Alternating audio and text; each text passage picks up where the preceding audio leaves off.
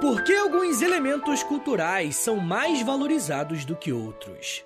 Qual a real importância dos samurais para o Japão? Essas são apenas algumas perguntas que podemos nos fazer quando estudamos com mais atenção o que foi o Japão feudal. Talvez esse termo seja um pouco distante para você, mas é quase uma certeza que em algum momento você já tenha visto alguma referência à figura do samurai na história do Japão. E esse é um símbolo que aparece em diversos elementos da cultura pop, mas muita gente não sabe afirmar com confiança se esse grupo realmente fez parte da história ou se foi criado para algum filme ou alguma série. O meu objetivo aqui hoje não é fazer nenhum tipo de estereótipo a respeito da cultura ou de um povo como um todo. Porém, eu quero levar você para conhecer a história do Japão em um período que é muito importante para a formação dessa civilização e vai servir de base para as transformações que esse país irá sofrer na era moderna. E eu sei que esse podcast só tem meia hora, mas se você juntar com outros episódios que eu já fiz sobre esse país, você vai sair com um conteúdo bem mais aprofundado e completo. Uma sugestão de episódios para ouvir cronologicamente é primeiro esse aqui, depois a Revolução Meiji e depois o Imperialismo Japonês. Os episódios já estão aqui no feed, é só dar uma procurada que você vai achar. Mas enfim, gente, não podemos compreender o período feudal do Japão sem olhar para trás. E quando eu falo para trás, eu me refiro à chegada dos primeiros agrupamentos humanos no arquipélago japonês. O Japão é formado por uma série de ilhas que ficam a leste do continente asiático. Assim como outros países desse continente, a história do Japão é milenar. Por isso é comum vermos a divisão de sua história a partir de eras. Não sabemos com certeza quando foi que os primeiros seres humanos chegaram nessa região, mas podemos afirmar que os primeiros vestígios encontrados datam de 13.000 a.C. E eu não estou citando esse período mais afastado da história do Japão sem motivo. Eu quero mostrar para vocês que um dos focos principais do nosso assunto hoje é entender a relação do Japão com a sua distribuição de terras e como que isso evoluiu ao longo do tempo. Por ser uma ilha, parte dos habitantes daquele local ficaram no litoral para se alimentar dos frutos do mar e dos mariscos que encontravam por ali. Só que outros agrupamentos preferiram migrar para o centro da ilha, para ficarem mais perto das montanhas, e ali se sustentavam a partir da caça. Isso mostra para nós que o desenvolvimento da população pela ilha foi bastante fragmentado, fazendo com que ao passar do tempo surgissem grupos maiores completamente independentes entre si. Foi durante esse período de formação que alguns arqueólogos afirmam que o arroz começou a ser cultivado na ilha.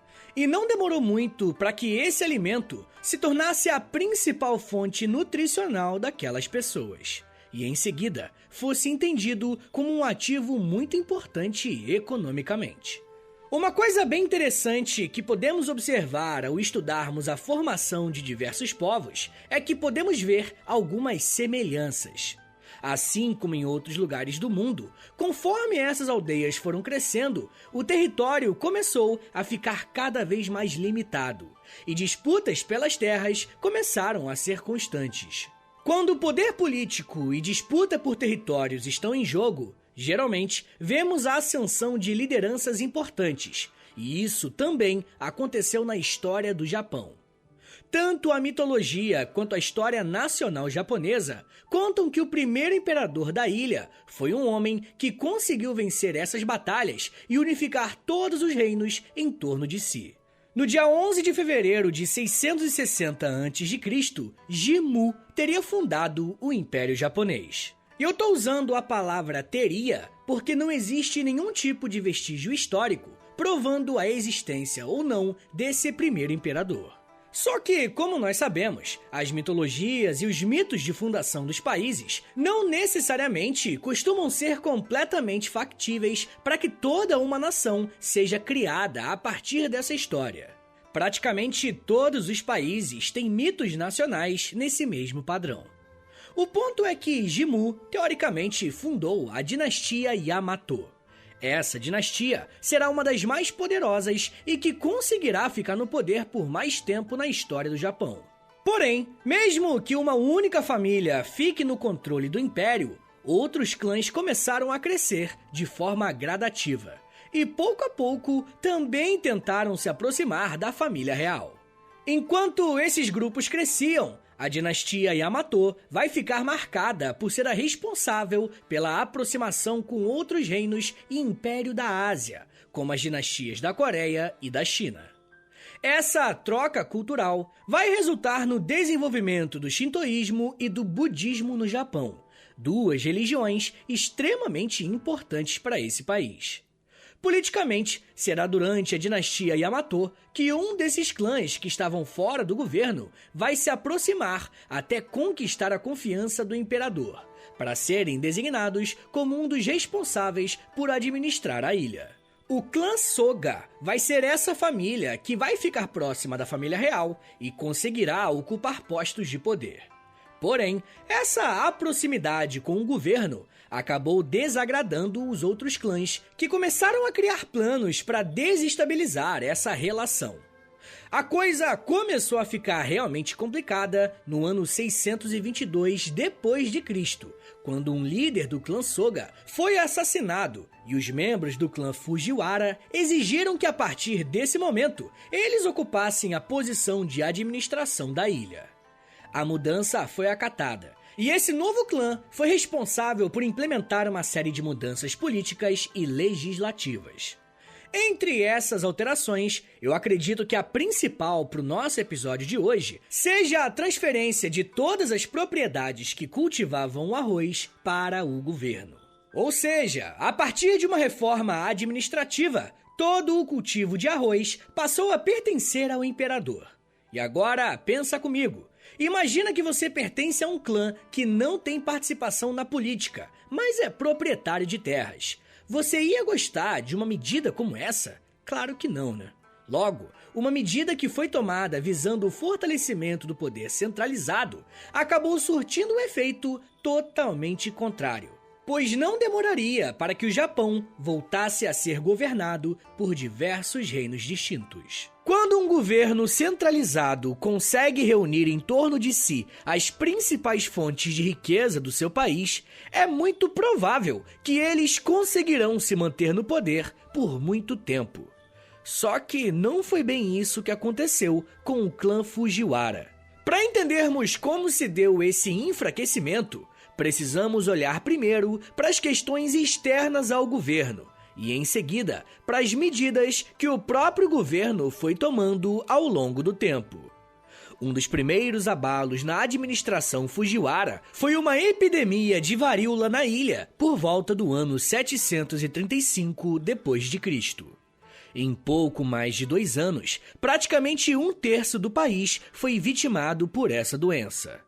Vocês têm noção do que é perder essa quantidade de pessoas em um intervalo tão curto de tempo? A gente até entende um pouco, né? Porque aqui no Brasil a gente passou pelo Covid, mas estamos falando de um Japão agrário que depende exclusivamente das suas plantações de arroz. Com 1/3 a menos de pessoas podendo trabalhar, uma quantidade ainda maior de comida deixará de ser produzida, gerando ainda mais mortes e dificuldades. E se não bastasse isso, o Japão também tinha que lidar frequentemente com terremotos, questão que existe até os dias de hoje por lá.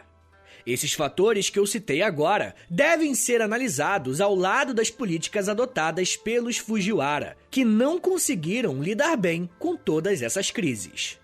Por mais que os Fujiwara se mantivessem no poder há bastante tempo, eles tinham uma linha política que se mostrou desastrosa. Em primeiro lugar, eles selecionavam alguns nobres para controlar terras que fossem afastadas dos seus próprios clãs. Era como se essas pessoas morassem na capital do Japão, mas administravam terras a quilômetros de distância dali. Além disso, os Fujiwara eram tão centralizadores que os historiadores como George Sanson os chamam de ditadores hereditários, pois mesmo com as mudanças do governante, a forma de governar era basicamente a mesma. Quem explicou muito bem como o Japão passou de um governo forte e centralizado para algo mais dividido foi o historiador Emiliano Unzer ao dizer que, abre aspas, a estrutura administrativa e política do Japão, a partir de meados do século IX ao século X, gradativamente passou a ser controlada em unidades locais, os shoen, por famílias latifundiárias e fundações religiosas. Cada uma dessas localidades começou a ter status jurídicos e político, isenções fiscais, imunidade e autonomia diante do governo. Os camponeses nessas unidades começaram a ter a sua lealdade e trabalho voltado para o senhorio local, efetivamente tornando o Japão no século X um cenário desunido e fragmentado. Fecha aspas. Esse trecho é muito importante para entendermos como a forma de lidar com a terra mudou. Uma vez que aquela reforma política entregou todas as terras de produção de arroz para o governo, o que estamos vendo aqui agora é essa medida ser praticamente desfeita. Mais uma vez, eu quero chamar a sua atenção para a questão das terras e como que esse elemento vai ser importante para a transformação de todas as relações do Japão. Como um nobre designado para cuidar de um determinado pedaço de terra morava longe das suas posses, esses proprietários começaram a contar com o trabalho de um novo grupo que irá surgir no Japão. Eu tô falando dos daimyos. Os daimyos nada mais são do que administradores de terras que pertencem a outras pessoas. Um paralelo que nós podemos fazer é com a figura do caseiro. Sabe aquelas pessoas que têm uma casa no interior, mas não podem ir para lá toda semana porque é longe, mas têm que cuidar da casa de alguma forma? Essas pessoas contratam alguém para cuidar da propriedade, é um caseiro. E é basicamente isso que os daimyos faziam no Japão. Para você que é nobre e tinha terras nessas condições, um dos motivos pelos quais você precisava de um daimyo era que aquela terra não ficasse completamente vazia, correndo risco de invasão.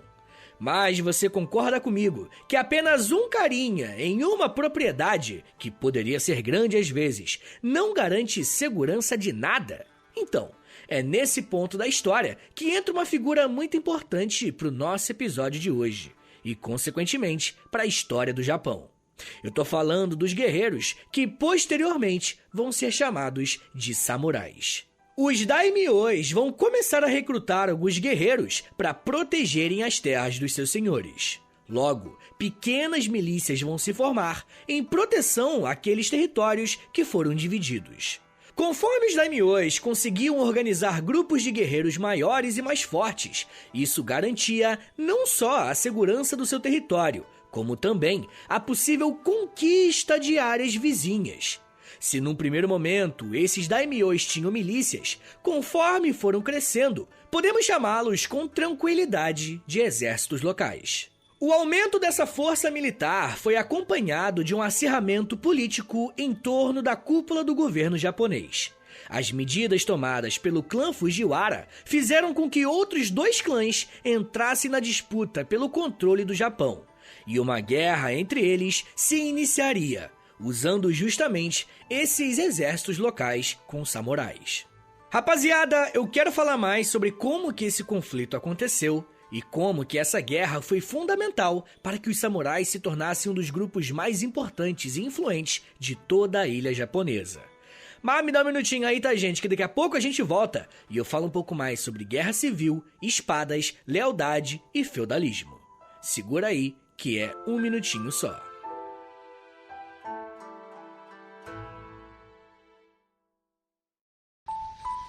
Eu sempre sonhei em poder viver de criação e de educação.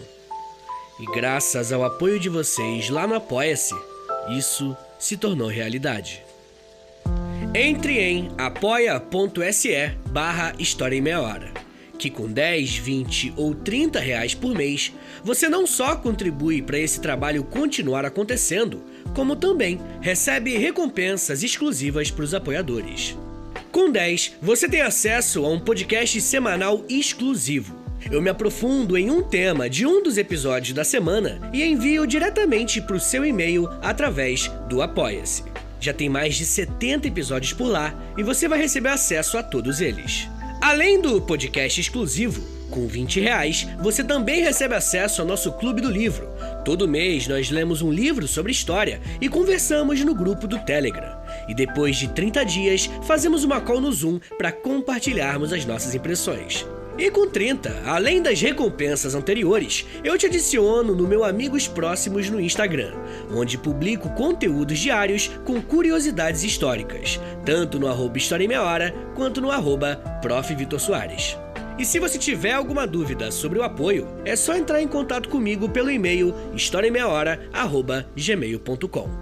apoia.se/História em Meia Hora. É apoia.se/História em Meia Hora.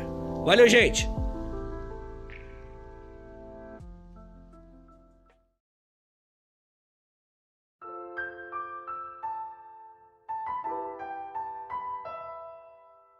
Abre aspas. Pedintes enchiam as ruas e o seu clamor era ensurdecedor.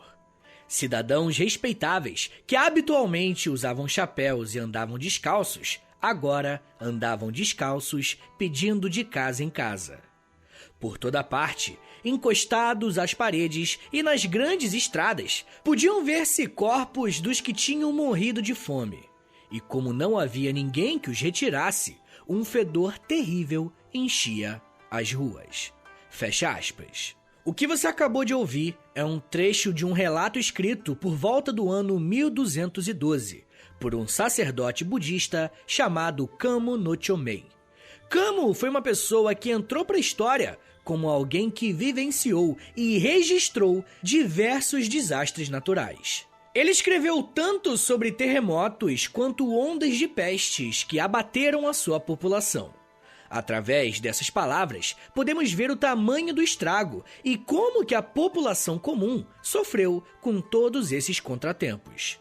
Eu encerrei o bloco anterior falando sobre como que o Japão acabou dividindo as suas terras e como que quem cuidava desses territórios eram os daimyos. Porém, na capital da ilha, o que se via era uma grande disputa pelo poder político.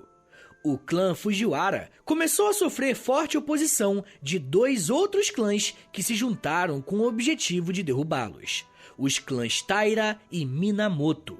Eles uniram forças para tentarem garantir algum tipo de protagonismo político no Japão. Como eles também eram detentores de terras e tinham seus próprios exércitos, as disputas que antes eram apenas no âmbito político se desenrolaram em conflitos no campo de batalha.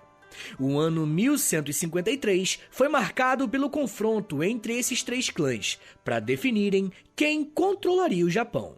Na prática, os Fujiwara estavam sendo desafiados pelo clã Taira e o clã Minamoto.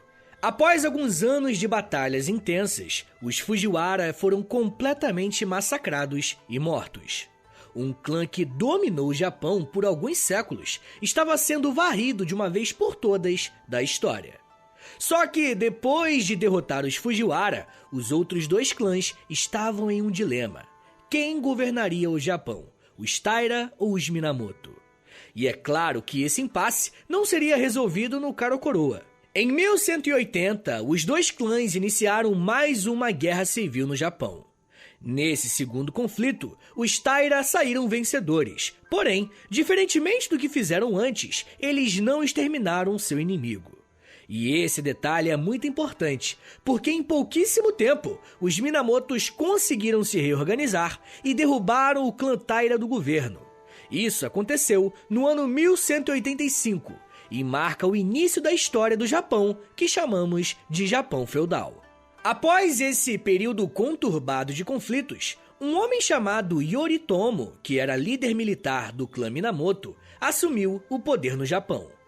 Em 1192, Yoritomo recebeu do imperador do Japão o título de Shogun, que significa comandante do exército ou comandante dos comandantes. Nesse ponto, temos duas coisas interessantes. Você deve ter percebido que o imperador voltou a aparecer na história, né? Durante todo esse tempo, o país tinha um imperador, só que ele não tinha nenhum poder ou influência política. Era apenas um cargo representativo. Quem comandava mesmo eram os líderes dos clãs que falamos até aqui. Mas uma outra coisa é que, a partir desse momento, podemos nos referir a esse período da história do Japão de shogunato, que é o momento em que os shoguns lideraram o país. E quem ocupava o cargo de shogun era sempre algum guerreiro que havia lutado na Guerra Civil. Uma elite militar se formou e passou a ser conhecida como bushi, mas o nome mais popular é o de samurai. Um samurai nada mais é do que um militar, um guerreiro que protege um território. Os samurais vão seguir um código de ética e de combate bem específico. E eles são bem diferentes do que os filmes costumam mostrar. E eu aposto que quando eu falo em samurai, o que vem à sua mente são guerreiros com espadas, né? Então, o problema é que a primeira especialidade dos samurais vão ser os combates com arco e flecha. As espadas que ficaram tão icônicas vão entrar na história só algum tempo depois. Mas independentemente da arma que esse samurai estivesse usando, todos eles tinham uma coisa em comum: eles serviam a alguém. Seja o shogun ou seja algum daimyo espalhado pelo Japão. Só que vai existir uma outra classe de guerreiros do Japão feudal que não são os samurais, mas são tão famosos quanto eles. Eu tô me referindo aos ronins. Ao contrário dos samurais, os ronins também são guerreiros, só que eles exercem a sua função de forma independente. Ou seja, eles não servem a ninguém. Podem ser comparados a alguma espécie de mercenários. Politicamente, uma das primeiras medidas do shogun Yoritomo foi mudar a capital do império para a província de Kamakura. Inclusive, muitos historiadores preferem chamar essa fase de período Kamakura do que Japão feudal.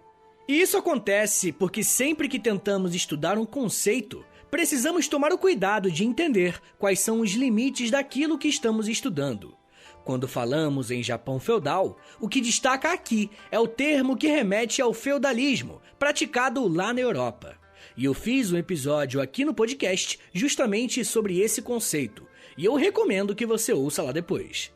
O feudalismo praticado em partes da Europa Ocidental tinha como principal característica uma grande fragmentação política do território. Os chamados senhores feudais eram os responsáveis por proteger os seus vassalos em troca de lealdade e de pagamento de impostos.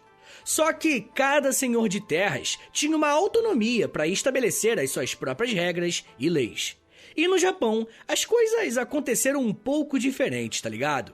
Quando o clã Minamoto assumiu o controle do Japão, as terras eram arrendadas, mas a ligação dos daimyos e dos servos era de lealdade ao poder centralizado, e não às forças locais. Isso por si só já mostra a diferença entre o feudalismo europeu com esse período que chamamos vulgarmente de Japão feudal. Quem explica isso muito bem é o historiador Kenneth Henshaw, ao dizer que, abre aspas, o Japão possuía uma base feudal comum com o mundo ocidental medieval. No entanto, o feudalismo no Japão era diferente, porque operava através da administração civil central tradicional. A relação senhor-vassalo era também muito mais pessoal do que no Ocidente. No Japão, era mais paternalista e de natureza quase familiar. E alguns termos usados para senhor e vassalo eram pai, que é oya, e filho, que é ko. Fecha aspas. Para muita gente, pode parecer que isso não muda nada, mas é importante mostrar a forma que um conceito como o feudalismo deve ser entendido dentro das suas particularidades. E muitas vezes, usamos uma palavra na falta de algo melhor para explicar uma determinada situação. Não demorou para que o shogunato japonês e os samurais fossem colocados à prova, porque um outro império decidiu concentrar as suas forças na pequena ilha. Eu tô falando do Império Mongol. O Império Mongol já tinha conquistado boa parte da Ásia e queria garantir a sua hegemonia no território. E por isso, decidiu então invadir o Japão em 1268. Antes da invasão acontecer, os mongóis mandaram cartas aos governantes do Japão, pedindo que eles se tornassem vassalos e pagassem impostos aos mongóis. Porém, o shogun japonês se recusou a se submeter a essa situação. Ao receber essa resposta, o neto de Gengis Khan se voltou para o Japão. Se olharmos apenas para os números, o Japão não tinha a menor chance. Além de estarem em menor quantidade, o exército mongol era muito mais bem preparado e tinha bastante experiência quando o assunto era a conquista de outros povos. Só que o que os mongóis não contavam era que os samurais conseguiram resistir à ofensiva inimiga. No total, foram feitos 2 ataques dos mongóis contra os japoneses. No primeiro, em 1274, eles até conseguiram entrar na ilha e derrubar a primeira barreira dos samurais. Mas no interior do país, enfrentaram mais resistência japonesa e foram obrigados a recuar. Nessa batalha, os camponeses japoneses ajudaram os samurais. E por conta desse esforço de guerra, passaram a ser tratados como uma espécie de força auxiliar e ficaram encarregados pela defesa com arcos e flechas. E foi durante as invasões mongóis que os samurais começaram a usar as espadas tão famosas, pois uma das estratégias era atacar os estrangeiros ainda em seus barcos, antes mesmo que eles pudessem atracar. Para esse combate corpo a corpo, a espada cumpria uma função muito melhor do que as lanças e os arcos e flechas que eram usados pelos mongóis. A segunda invasão mongol aconteceu em 1281. E também foi sem sucesso, porque a resistência japonesa se fez presente. A mitologia de guerra japonesa costuma contar que as 2 tentativas de invadir o Japão foram impedidas, porque um ciclone destruiu as embarcações mongóis.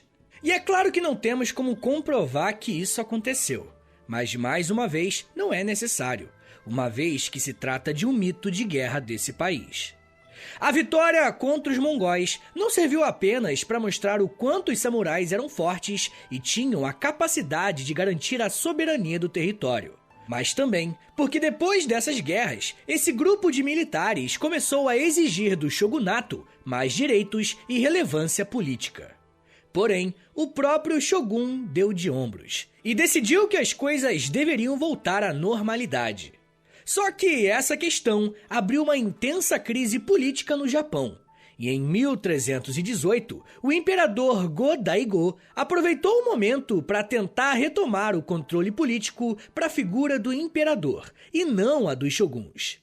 Essa ação ficou conhecida como Restauração Kemu, e Go-Daigo conseguiu até o apoio de um líder samurai chamado Takauji Ashikaga. Ashikaga não só mudou de lado, como liderou um exército do imperador e derrubou o shogunato Kamakura em 1333. Só que a restauração Kemu não deu muito certo, e foi principalmente por falta de uma articulação política do próprio imperador Go-Daigo, que não sustentou o seu império e em menos de 3 anos foi derrubado. Um novo membro da família real foi empossado e acabou elegendo Ashikaga como o novo shogun do Japão. Mesmo sofrendo uma derrota, Go-Daigo migrou para o sul da ilha e se auto-intitulou Imperador do Japão. Na prática, era como se o país tivesse agora 2 imperadores, um ao norte com um shogun e outro ao sul, que tentava reafirmar o poder da sua família. Foi somente em 1392 que a corte foi reunificada, através do trabalho do shogun Yoshimitsu Ashikaga, que conseguiu reverter toda essa bagunça que os seus antecessores fizeram. Poucos anos depois, temos o início do último período do Japão feudal, conhecido como o período Sengoku, que começou em 1467. Esse período tem esse nome porque o final do século XV e o início do século XVI foi palco de diversas disputas entre os daimyos e os shoguns. Enquanto a política estava pegando fogo, os daimyos ficaram na deles, se fortalecendo e crescendo cada vez mais em seus respectivos territórios. Por conta desse conflito de interesses, uma guerra enorme foi travada por muitas décadas. Podemos dizer que foi praticamente uma guerra generalizada que levou diversas camadas sociais japonesas a entrarem no conflito. Isso só se intensificou com a chegada dos portugueses no Japão em 1543. Quando os portugueses chegaram nesse lado do mundo, além de levarem o catolicismo e novas embarcações, eles mostraram aos japoneses o que era uma arma de fogo. Quando esse novo armamento entrou na jogada, os daimyos começaram a se armar melhor e ter mais condições de lutarem contra os shoguns. Um dos daimyos que aproveitaram essa situação foi um brother chamado Nobunaga Oda, que passou a conquistar diversas outras províncias do Japão. Nobunaga ficou tão poderoso que teve a moral de chegar no imperador e exigir que trocasse o shogun em 1553, colocando fim ao shogunato Ashikaga. Mesmo com outro shogun à frente do Japão, Nobunaga continuou a conquistar seus territórios com o objetivo de controlar a maior parte da ilha. Conforme Nobunaga tinha sucesso em seu processo de conquista, o Japão caminhava para mais uma tentativa de centralização política. O período que chamamos de Japão feudal termina justamente com esse processo de conquista de Nobunaga. Essa fase da história japonesa, o Japão feudal, geralmente é compreendido entre os anos 1185 até 1600, servindo como base para grandes transformações sociais que virão em seguida com a Batalha de Sekigahara, que inclusive podemos falar futuramente no episódio aqui no História em Meia Hora. Se você quiser, deixa um comentário no último post do Instagram, no @História em Meia Hora. Uma outra grande transformação social que vai vir em seguida é a Revolução Meiji, que já tem um episódio aqui no feed. Rapaziada, apesar de estarmos falando de um local muito distante de nós, geograficamente, a busca pelo poder político e o controle de terras é algo comum em diversas civilizações espalhadas pelo mundo. E só mostra para nós como a propriedade é uma questão que está sempre em disputa.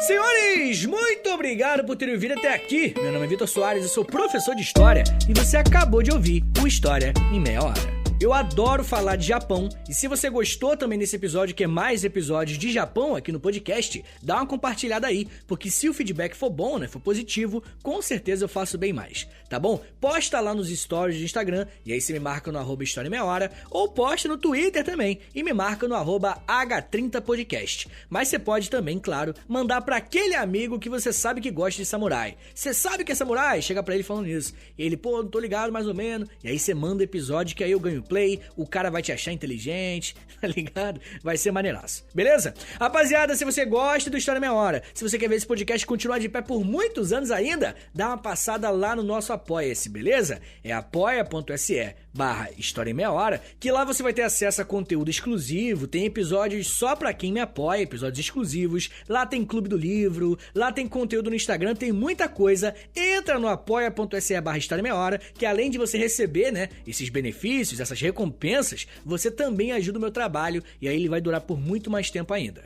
Mas muita gente me pediu pra fazer um Pix, então anota aí, é historiameiahora@gmail.com, qualquer valor é mais do que bem-vindo e também é o meu contato se você precisar falar comigo. Rapaziada, o História em Meia Hora ele faz parte de um grupo chamado Educação em Meia Hora, que já tem o Astronomia em Meia Hora com a Camila Esperança, dá uma passada, ouve aí no seu agregador, e também tem o Geografia em Meia Hora com o meu xará Vitor Augusto. Ouve lá depois que eu acho que vocês vão gostar, tá bom? Pessoal, não esqueça que tem camisa, tá ligado? Eu esqueço sempre de falar, é uma parada bizarra. Tem várias camisetas, tem moletom, tem muita coisa lá na loja. O História em Meia Hora tem essa parceria com a loja. Vai lá no site da loja, é LOLJA, loja, e chega lá e aí você digita na busca História em Meia Hora, que vai aparecer as minhas camisas lá que eu botei, tudo exclusivo, as camisas criativas pra caramba, tá muito maneiro. Compra lá que eu acho que você vai gostar, beleza? Rapaziada, você pode também dar 5 estrelinhas pra nós aí se você quiser no Spotify, clicar em seguir e clicar no sininho também. Essas avaliações, né, principalmente do Spotify, em outros agregadores também tem, mas o principalmente do Spotify é muito importante para que o podcast continue por muito tempo ainda.